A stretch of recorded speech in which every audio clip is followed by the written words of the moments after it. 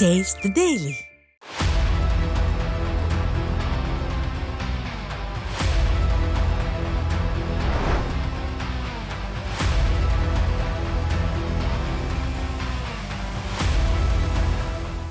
News J நேயர்களுக்கு வணக்கம். சொல்லியடி நிகழ்ச்சிக்கு உங்களை வரவேற்கின்றோம். இன்றைய சிறப்பு விருந்தினர் மூத்த பத்திரிகையாளர் நம்பி நாராயணன் அவர்கள். வணக்கம் சார். வணக்கம் ஜெயகிருஷ்ணன் சார். இப்போது பார்த்தீங்கன்னா இது விளம்பர அரசுன்னு பார்க்கப்படுது. கிட்டத்தட்ட பல்வேறு இடங்களில் ஃபோட்டோ ஷூட்டு, இந்த மாதிரி வீடியோஸு, ஸ்டாலின் அவர்கள் போயிட்டு அங்கே நடந்து போய் பார்க்குறது, இங்கே போய் பேசுறது, சிலம்பு சுற்றுறது, இப்படிலாம் ஒரு வீடியோ ஷாட்டு, ஃபோட்டோ ஷாட்டாக போயிட்டுருக்குது. இந்த ஃபோட்டோ ஷூட்டில் இன்னொரு விஷயம் என்ன பார்க்கப்படுதுன்னா, இப்போது அவங்க தங்களோட துறையை சேர்ந்த விஷயத்தில் இதையே பார்த்துட்டு இருக்காங்க. எல்லா இடத்துலையும் நாங்கள் அப்படி பண்ணிட்டோம் இப்படி பண்ணிட்டோன்ட்டு. ஏற்கனவே பல்வேறு துறைகளில் இது மாதிரி பிரச்சனைகள் வந்துச்சு. இப்போ பார்த்தீங்கன்னா ஊரக வளர்ச்சி துறையில் கிட்டத்தட்ட ஒரு 500 கோடி ரூபாய்கிட்ட இந்த ஃபோட்டோ ஷூட் விளம்பரத்திற்காகவே செலவு செய்யப்பட்டிருக்கு அப்படின்னு ஒரு மிகப்பெரிய குற்றச்சாட்டு வைக்கப்பட்டிருக்கு. இதை பற்றி எப்படி சார் பார்க்குறீங்க? ஃபோட்டோ ஷூட் அரசாங்கம் என்பதில் எந்த மாற்று கருத்தும் கிடையாது. நீங்கள் முதல்வர் வாக்கிங் போகிறாருங்க. அந்த வாக்கிங் போகிற ஏரியாவே ஒரு ப்ரொடெக்டட் ஏரியா தான். அங்கேருந்து கடைன்னு ஒரு 4-5 பெண்கள் நேர முதல்வர்கிட்ட போய் டக்குன்னு பேச ஆரம்பிக்கிறாங்க. இதெல்லாம் நடக்குமா வாழ்க்கையிலன்னு எனக்கு புரியலை. ஏன்னா நீங்கள் அப்படியே அந்த முதல்வர் வீட்டு பக்கம் போனால் போகிறோம், சென்டாப் ரோடு பக்கம் போனாலே போதும். நீங்கள் இந்த பக்கம் அந்த பக்கம் எங்கேயுமே போக முடியாது. அவ்வளோ ப்ரொடெக்ஷன் இருக்குது. அவ்வளவு ப்ரொடெக்ஷன் இருக்கும்போது அவர் வாக்கிங் போவார். யாரோ 2 பெண்கள் அங்கே போய் பேசுவாங்க, கடை பேசுவாங்க, ஐயா நீங்கள் தான் அப்படி பேசுவாங்கல்ல, கற்பனையே பண்ண முடியாது. நேற்று நான் புக் ஃபேர் போயிருந்தேன், சென்னை புக் ஃபேரில் எல்லா ஸ்டால்ஸ்லையும் கூட்டம் இருக்குது. கூட்டமே இல்லாத ஒரு ஸ்டால் எதுனா இந்து அறநிலையத்துறை ஸ்டால். ஏன்னா அங்கே தான் ஆன்மீக புதுசாக இருக்கும். ஆன்மீகத்துக்கு இன்றைக்கி நிறைய நாட்டம் இருக்குது. ஏன் கூட்டம் இல்லைன்னு பார்த்தா அதில் ஒரே விளம்பரம். முதல்வர் படம், ஸ்டாலின் படம், உதயநிதி படம், பெருசு பெருசாக மக்கள் அப்படி பார்த்துட்டு ஒரு வெறுப்பாக கடந்து போகிறாங்க. உள்ளே கூட போக மாட்டேங்கிறாங்க. ஏங்க இந்து அறநிலையத்துறையில் அழகாக ஒரு கோபுரத்தை வச்சு நீங்கள் வச்சுருந்தீங்கன்னா உள்ளே வர போகிறாங்க. ரொம்ப அசிங்கமான விளம்பரம். நீங்கள் பார்த்த உடனே திகட்டுது அந்த விளம்பரம். சரி விட்டுருங்க. இப்போ பாருங்கள், ஒவ்வொரு அரசாங்கத்து எதாக இருந்தாலும் அதுக்கு ஒரு நேரேட்டிவ் பில்டப் பண்ணி இது அப்படி ஆக்கும், இது தான் திராவிட மாடல், அதாவது கோயபல்ஸ் பொய் மாதிரியே சொல்லி நாங்கள் அவ்வளோ 4000 கோடி ரூபாய் எங்கே வச்சு யாருக்கும் தெரியலை. 97%, 80%, கடைசியில் 49%. அப்போ நீங்கள் என்ன பேசுகிறீர்கள்? ஒவ்வொன்றா போய் சொல்கிறீங்க. எதுவும் காசு வரலை, அடுத்த போய் சொல்லுவீங்க. ஆனால் காசே வரலை. மத்திய அரசாங்கம் காசே வரல. உங்கள்கிட்ட மாநில அரசாங்கத்தில் இருக்கிற காசை வச்சு தான் நீங்கள் நடத்தணும் அப்படின்னு சொன்னால் ஒரு பொறுப்பான அரசாங்கம். அது 100% பொய்ங்கிறது வேறு, அது அப்புறம் நம்ம பேசுவோம். 500 கோடி ரூபாய் ஊரக வளர்ச்சி திட்டத்தை அதாவது ஒரு திட்டம் என்று வந்தாலே அதனுடைய ஸ்பெசிஃபிகேஷனில் ஒரு 5% கொடுப்பாங்க, கண்டிஞ்சன்சிஸ் கொடுப்பாங்க. அந்த 5%ல் நீங்கள் அந்த இதை வைக்கணும். ஒரு திட்டம்னா அந்த திட்டத்தினுடைய திட்ட அறிக்கையை அந்த திட்டம் நிறைவேற்றப்படக்கூடிய இடத்துல விளம்பர பலகை வைக்கணும். என்ன திட்டம், ஒப்பந்தக்காரர் எவ்வளவு, திட்டத்தின் மதிப்பீடு எவ்வளவு, முடிக்க வேண்டிய காலகட்டம் எவ்வளவு அப்படின்னு ஒரு போர்டை கண்டிப்பாக வச்சே ஆகணும். அப்படி இல்லாத எந்த திட்டமும் இருக்க முடியாது. ஆனால் நகர்ப்புற திட்டத்தில் அப்படி எந்த போர்டையும் எங்கேயும் நான் பார்க்கல. அட்லீஸ்ட் ஊரகத்தில் இருக்குது. இது ஊரக வளர்ச்சித்துறை தான் நம்ம பேசுகிறோம். ஆனால் அது ஏன் எல்லா இடத்துக்கும் ஒரே சட்டம்னு எனக்கு அது இருக்கக்கூடாதுன்னு எனக்கு புரியலை.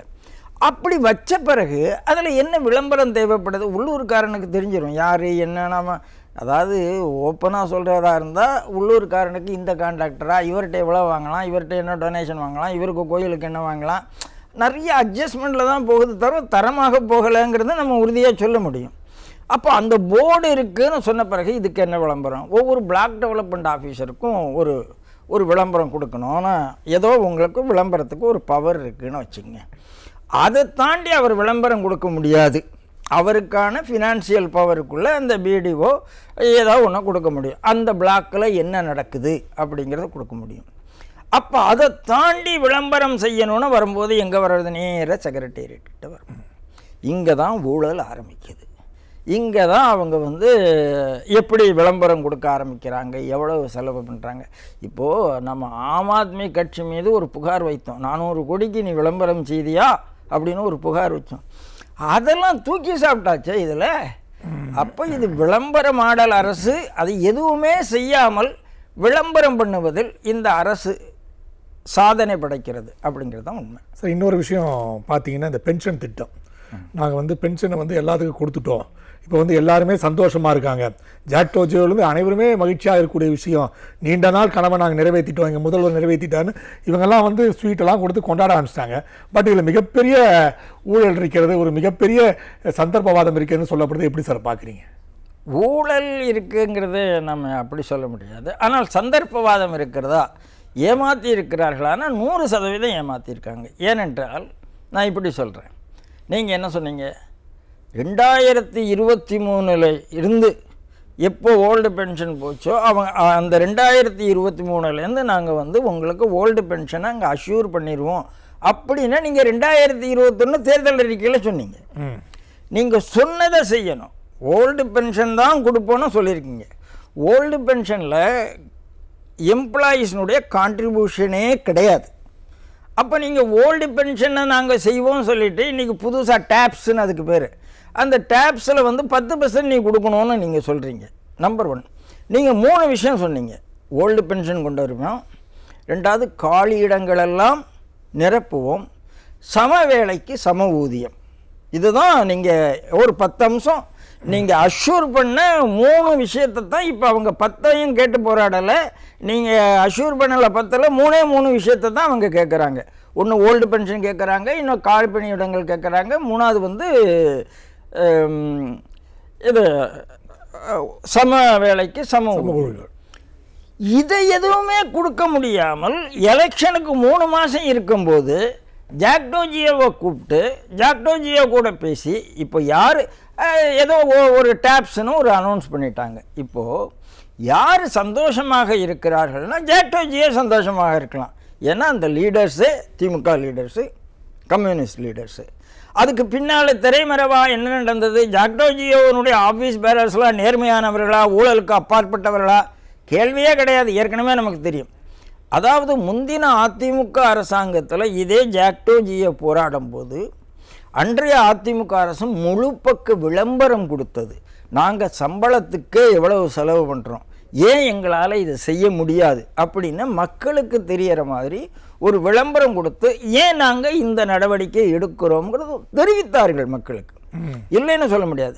அப்போ அவங்க என்ன சொல்கிறாங்க, இது இயலாத ஒன்று அப்படிங்கிறது சொல்லின மக்களுக்கு தெரிவிக்கிறாங்க. ஆனால் என்ன முடியுமோ அதெல்லாம் நாங்கள் செய்கிறோங்கிறதையும் சொன்னாங்க. இயலாத ஒன்றை நான் செய்வேன் என்று இவர் வாக்குறுதி கொடுக்குறார். எதுக்காக? நான் ஜெயிக்கணும், நான் வெற்றி பெறணும். வெற்றி பெற்று 4.25 ஆண்டு செய்ய முடியலை. 4.25 ஆண்டு. ஏன்னா இவங்களுடைய கோர் நீங்கள் ஒன்றும் இல்லை. இப்போ எஸ்ஐஆர் நடந்தது சார். எஸ்ஐஆரில் யார் இப்போ வேலை பார்த்தாங்கன்னா, முன்னாலாம் நிறைய ஆசிரியர்கள் அரசு ஊழியர்களை எம்ப்ளாய் பண்ணுவாங்க. இந்த தடவை முழுக்க சத்துணவு ஊழியர்களை வைத்து தான் அது காரியம் பண்ணது. ஏனென்றால் இவர்களுக்கு ஆசிரியர்கள் மீதும் அரசு ஊழியர் மீதும் பயம் வந்தாச்சுன்னு நான் நம்புகிறேன். ஓஹோ, இவங்க டெய்லி போராட்டம். ஒரு நாள் துப்புரவு தொழிலாளர் போராட்டம், ஒரு நாள் மின்வாரிய தொழிலாளர் போராட்டம், ஒரு நாள் செவிலியர் போராட்டம், ஒரு நாள் ஜாக்டோ ஜியோ போராட்டம். இப்படி கடந்த 6 மாதமாக பார்த்தா போராட்டம் தவிர ஒன்றுமே இல்லை.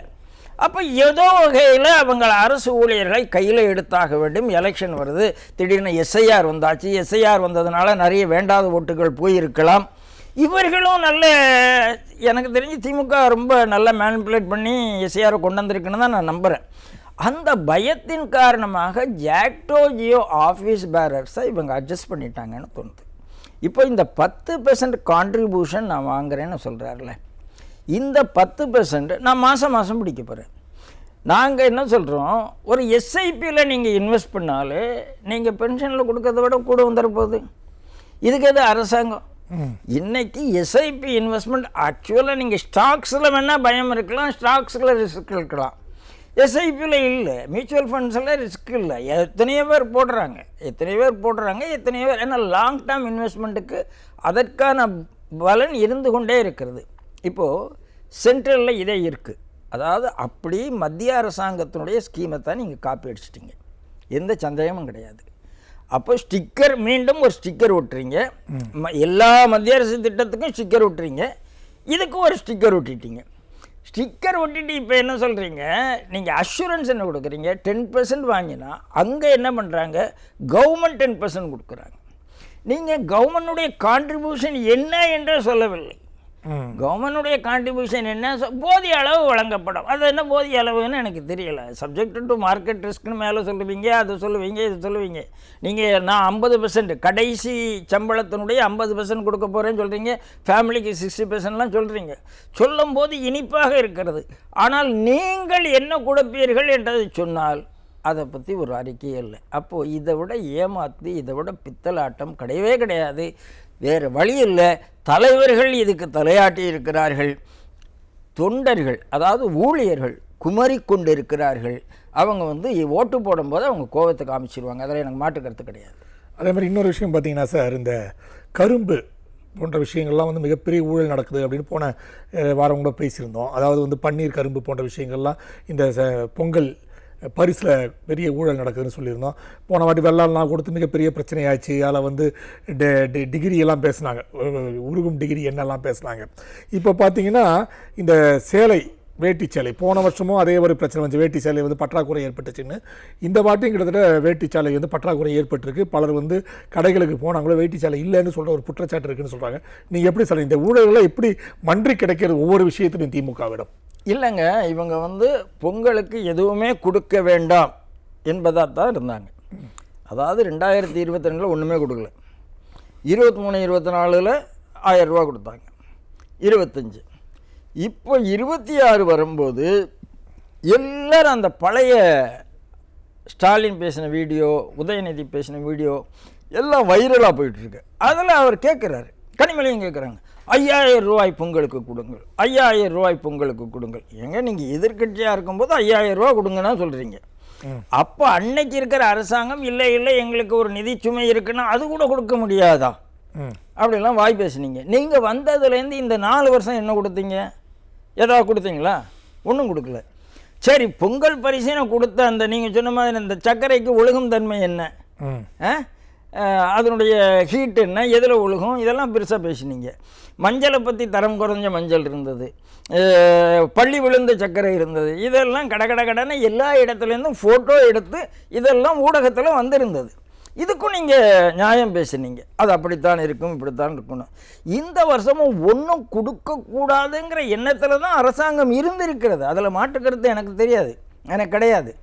ஆனால் கடைசி நாள் இப்போ ஜாக்டோஜியோவோ சொன்ன மாதிரியே எத்தனை இடத்துல சரி, அரசு ஊழியர்கள் அதிருப்தி, ஆசிரியர்கள் அதிருப்தி, செவிலியர்கள் அதிருப்தி, துப்புரவு தொழிலாளர் அதிருப்தி, ஒட்டுமொத்த மக்களும் அதிருப்தியானால் என்ன பண்ணுறதுன்னு ஒரு பயம் வந்ததன் காரணமாக 3000 ரூபாய் பண்ணியிருக்காங்க. 3000 ரூபாய்க்கு டோக்கன் கொடுத்துருக்காங்க. ஆனால் 3000 ரூபா கொடுக்க ஆரம்பித்த உடனேயே சேலை வேஷ்டியில் கையை வைக்க ஆரம்பிக்கிறீங்க. எங்கேயோ ஒரு இடத்துல நீங்கள் ஏமாத்து பண்ணுறீங்க. இப்போது நீங்கள் கொடுத்த ரேஷன் கார்டில் நீங்கள் கரும்பு, மஞ்சள், சர்க்கரை எல்லாம் போக வேஷ்டி கொடுக்க, மஞ்சள் அந்த வாட்டி கொடுக்கவே இல்லை. மஞ்சள் அந்த வாட்டி இல்லவே இல்லை. ஆமாம், சேலை இல்லை. அப்போ நீங்கள் சேலை இல்லை என்பதை பதிவு பண்ணுறீங்க. ஆனால் ஏன் இல்லாமல் போச்சு அப்படின்னா நீங்கள் ப்ரொக்யூர் பண்ணலை. ஏன் ப்ரொக்யூர் பண்ணலை? ப்ரொக்யூர் பண்ணதுக்கு நேரம் இல்லை. ஏன் நேரம் இல்லை? கொடுக்க வேண்டாம் என்ற எண்ணத்தில் இருந்ததால் நேரம் இல்லை. போன ஆண்டு முண்டை இதே மாதிரி வேட்டி சேலை கிட்டத்தட்ட 75 லட்சம் பேர் கிடைக்கலன்ற ஒரு குற்றச்சாட்டு இருந்துச்சு போன வாட்டியை. இந்த தடவை அதை விட கூட வரும் சார். 1.5 கோடி பேர் கிடைக்கலங்கிற குற்றச்சாட்டு வரப்போகுது. ஏன்னா குடிக்க முடியும். அதாவது நாங்கள் கொடுத்துட்டோன்னு சொல்லுவதற்காக ஆங்காங்கே கொடுக்கிறார்கள். ஏன்னா அது அவங்களுக்கும் தெரியும், இந்த குற்றச்சாட்டு வருங்கிறது தெரியும். குற்றச்சாட்டு வந்தால் எப்படி பூசி முழுகணும்னு தெரியும். ஆனால் மக்கள் மரணத்தில் யாரோ ஒரு சிலரை வச்சு நாங்கள் கொடுத்துட்டோமே பேச வைக்கிறதுக்கு அவங்களுக்கு ஆள் இருக்கு. அந்த தைரியத்தில் சொல்கிறாங்க. ஆனால் ரெண்டாவது, இது பல இடத்துல ஏன் ப்ரொக்யூர்மெண்ட் வரல, அதுக்கு இன்னொரு கேள்வி இருக்குது. அவசரமாக இப்போது 20 லட்சம் லேப்டாப் நீங்கள் மாணவர்களுக்கு வாங்கினீங்க, ரேஷனில் சம்மந்தம் இல்லை. ஆனால் 20 லட்சம் கொடுக்குறேன்னு சொல்லி இப்போ 10 லட்சம்னு சொன்னீங்க. அந்த 10 லட்சத்துலேயும் அப்பா பையன் ஃபோட்டோ, மகன் ஃபோட்டோ, அந்த அப்பா ஃபோட்டோவை கிழிச்சிட்டா கேரண்டியே இல்லை அப்படிங்க. எவ்வளவு மோசமான விஷயம் பாருங்கள். அதை கிழிச்சிட்டா உங்களுக்கு கேரண்டி கிடையாது அப்படிங்கிற அளவுக்கு தான் உங்கள் ஊழல் இருக்குது. அதே மாதிரி அப்போ அதில் என்ன வாங்கியிருக்கீங்க கமிஷனுங்கிறது யாருக்கும் தெரியாது. அதே மாதிரி சாதாரண ஏரியாவிலேருந்து நீங்கள் இந்த வேஷ்டியும் சேலையும் ப்ரொக்யூர் பண்ண போகிறீங்க, சொசைட்டிலேருந்து பண்ண போகிறீங்க. போன தடவையே ஏகப்பட்ட சொசைட்டி எங்கிட்டேருந்து வாங்கிட்டாங்க, ஆனால் எங்களுக்கு பணம் வரவில்லை என்ற குற்றச்சாட்டும் பொங்கலுக்கு முடிஞ்ச வரையும் வந்தது. எங்களுக்கு பணம் வராமல் வாங்கிட்டாங்க, எங்கிட்ட இருக்கிற ஸ்டாக்கெல்லாம் வாங்கிட்டாங்க, நாங்கள் கொடுத்தோம், எங்களுக்கு பணம் வரலன்னு வந்தது. இப்போது என்ன யார்கிட்டேருந்து ப்ரொக்யூர் பண்ணீங்க, என்ன கமிஷன் கேட்டீங்க, யார் கொடுக்கல, ஏன் இதை நிறுத்தினீங்க? சரி, என்ன கமிஷன் கொடுத்தாலும் வாங்கி மக்களுக்கு கொடுத்துருக்கணும். நீ ஊழலுங்கிறது ஊருக்கே தெரியும். குறைந்தபட்சம் அவன்கிட்ட கமிஷனாவது கேட்காம வாங்கி மக்களுக்கு கொடுத்துருக்கலாம்ல. பப்ளிக் பார்வையில் என்ன தோணுதுன்னா, இந்த அமைச்சர்களுக்கு கமிஷன் கிடைக்கல, ஆகையினால வேஷ்டி செயல வாங்கலைன்னு ஒரு கெட்ட பேர் வந்திருக்கு. கெட்ட பேர் சொல்ல மாட்டேன், அதுதான் இவங்க இயல்பு, அந்த குற்றச்சாட்டு வந்திருக்கு. ஸோ இன்னொரு விஷயம் பார்த்தீங்கன்னா, 2 நாட்கள் முன்பு முதல்வர் என்ன சொல்லியிருக்காருன்னா, நான் 2026 திருப்பி ஆட்சி அமைத்தால் இந்தியாவிலே முதல் மாநிலமாக நாங்கள் வந்து தமிழகத்தை உருவாக்குவோம் அப்படின்னு ஒரு முதல் வாக்குறுதியாக எனக்கு தரேன் அப்படின்னு சொல்லியிருக்காரு. இது இவ்வளவு நாள் ஏன் முதல் மாநிலம் வரல, ஏன் இப்போ போட்டு திடீர்னு ஒரு ஞானோதயம் வந்திருக்குன்னு கேட்குறாங்க எல்லாம். முதல் வாக்குறுதி நீட் கையெழுத்து மாதிரி இதுவும் முதல் வாக்குறுதி. முதல் வாக்குறுதி டாஸ்மாக் கடை ஒழிப்பெற மாதிரி இதுவும் ஒரு வாக்குறுதி. ஆகையினால இவர்கள் சொல்ல முதல் வாக்குறுதி என்பது கடைசி வரை நிறைவேறாமல் போகக்கூடிய முதல் வாக்குறுதி. அதான் இவங்க பழக்கம். கண்டிப்பாக சார், உங்கள் நேரத்தை ஒதுக்கி எங்களை பேட்டி எழுதி மிக்க மகிழ்ச்சி. நன்றி. நன்றி ஜெயகிருஷ்ணன். ஜெய நியூஸ் நேயர்களுக்கும் நன்றி. நேயர்களே, மீண்டும் அடுத்த நிகழ்ச்சியில் சந்திப்போம். அதுவரை நன்றி, வணக்கம்.